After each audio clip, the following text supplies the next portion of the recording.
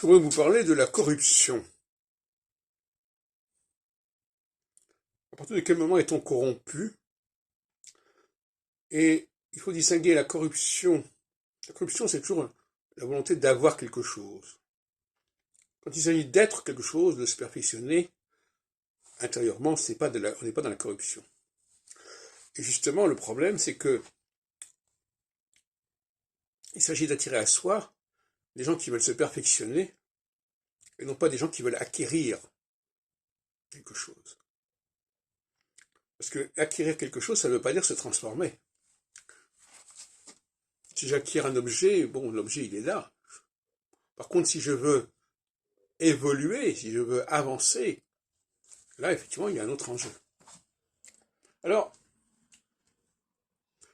l'argent est corrupteur. À ce propos, je dirais qu'il y a trois plans. Il y a ce qui est corruptible, il y a le corrupteur, ce qui est corruptible, et ce qui est corrompu.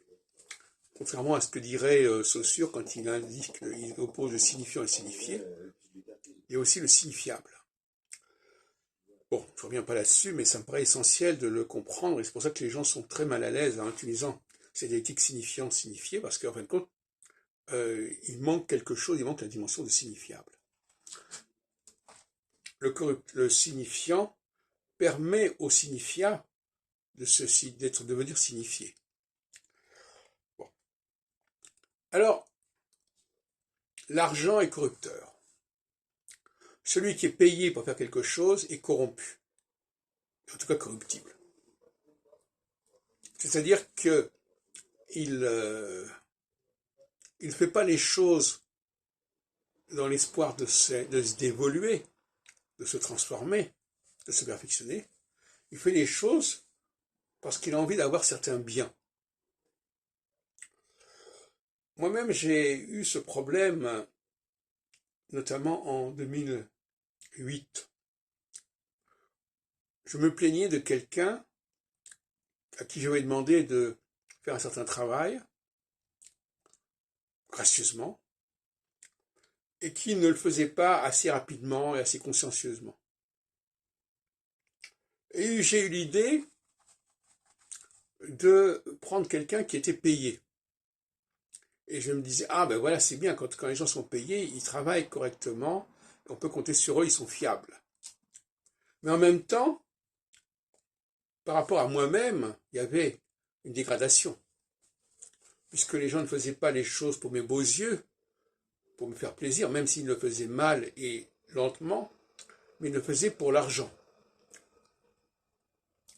Et chaque fois qu'on reçoit de l'argent, on est corrompu, mais on est aussi corrupteur.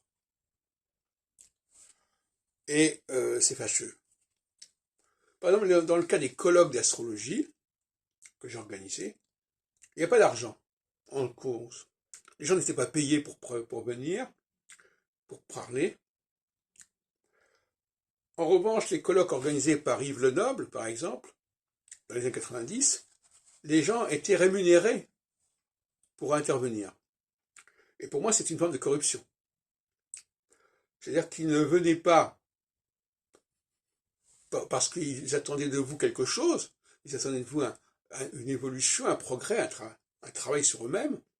Ils venaient pour acquérir quelque chose qui leur permettrait d'acquérir autre chose.